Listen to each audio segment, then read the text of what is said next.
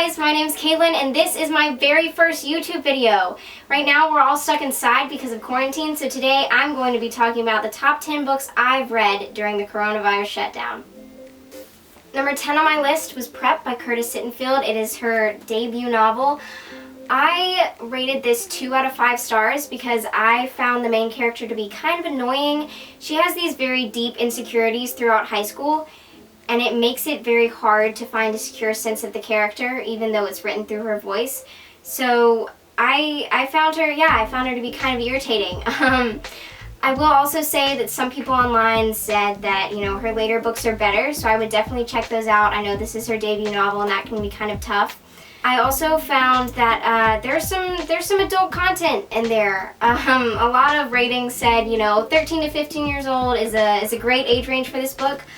I would say maybe save it for like 16, 17. But yeah, I gave this one 2 out of 5 stars. So number 9 on my list was Traitors Kingdom by Erin Beatty.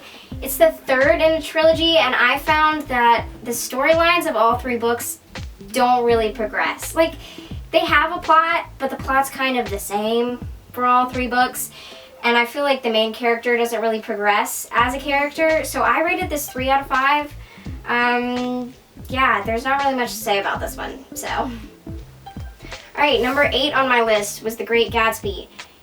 It is super weird. Like, I know it's a classic, but the main character, I forgot his name. That's how strange he is. The main character has, like, weird motivations, and maybe it's the language it's written in, but I think he's super strange, and Gatsby is like crazy.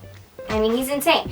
The one thing I will say is that I would have liked to see more of Josephine Baker. I would have liked to know, like what her backstory was. I feel like, F. Scott Fitzgerald's dead, but I feel like if somebody wrote a second novel, they should write about Josephine Baker, because I thought she was a really interesting character.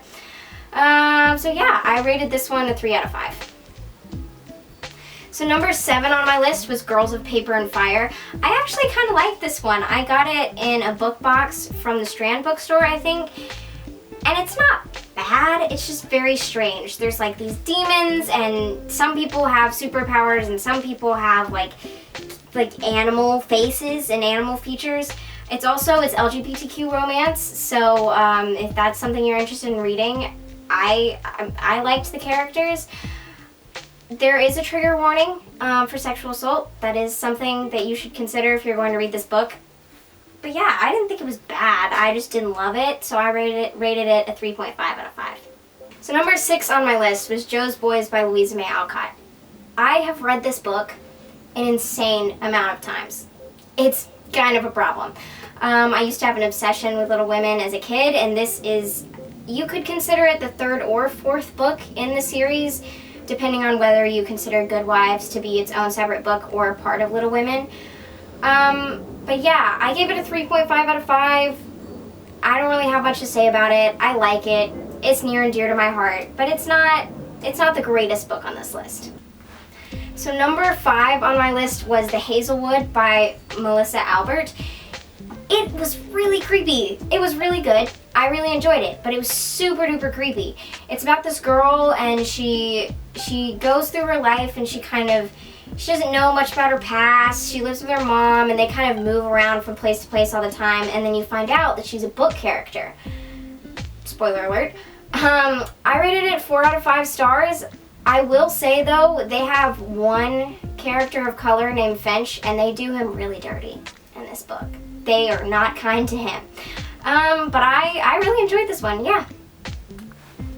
So number 4 on my list was The Outsiders by S.E. Hinton. This is one of my all-time favorite books. I gave it a 4.5 out of 5 star rating. S.E. Hinton, I think, does a really good job of portraying masculinity without sacrificing sentiment. Like, you can still get in touch with the character's emotions, which I think is really cool.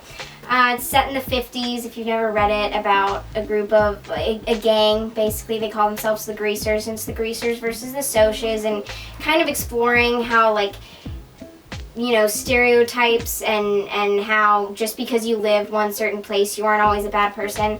But yeah, this is a complete tearjerker. There's also a movie for people that don't really like to read, so. So number 3 on my list was Most Likely by Sarah Watson. I really enjoyed this book. I gave it a 5 out of 5. I think the premise is really interesting. The first chapter is from the point of view of the first female president-elect of the United States, but you're not sure which girl actually becomes the president. It follows, 4 best friends in their senior year of high school. And I also want to say, props to the author, because she included some really diverse characters, and she didn't make any of them really, in my opinion, feel like stereotypes or just caricatures of their personalities. So yeah, I really liked this one. So number 2 on my list was The Library of Lost Things by Laura Taylor Namey. I thought this book was really sweet. It's about a girl whose mom is a hoarder, and so the girl works at a bookstore, and she's a huge Shakespeare nerd. She can memorize anything she reads, and it's got, it's got romance in it, and it's got friendship in it, which I really appreciate that they, they focus just as much on the friendship as they did on the romance in this book. I think it's super sweet because the main character is a huge literature nerd, which I can kind of feel. So yeah, I rated this a 5 out of 5. And number 1 on my list, The Sun is Also a Star by Nicola Yoon. I thought I was going to hate this book. Like, I'm serious. There was a movie about it, and the movie really wasn't that great. I mean, it was cute, but like, it wasn't my favorite, and so I was like, this is going to be super lame, and I'm going to hate it. But my mom picked it up from the bookstore, and I was like, well, I may as well, because I'm bored. But it was amazing, and I cried so much. I really would love to rewatch the movie and compare it. But I really enjoyed it. I think the premise is really cool. It's based around 36 questions that were in the New York Times. It is, 36 questions to fall in love. I think there's like YouTube videos of people actually doing it, and it was kind of fun to see their reactions. But it's about, 2 teenagers, very different walks of life, both in New York City, and the guy challenges the girl that he can make her fall in love with him in one day with 36 questions. And so they go throughout the day and they do some of the questions but not all of them, and I just think the premise is really cool and it was really sweet. I cried in front of my parents reading it. So yeah, I gave it a 5 out of 5 star rating, and I would suggest it for literally anybody. It's amazing. So and that's it. This is, once again, my first video, so like it, subscribe, share, whatever. Leave me comments, what are you reading in quarantine? I think that would be really awesome if we, left each other book suggestions, stuff like that. Tell me what you liked, what you didn't like, give me some suggestions. If you've read one of the books on the list, let me know what you thought. Once again, thanks and stay safe.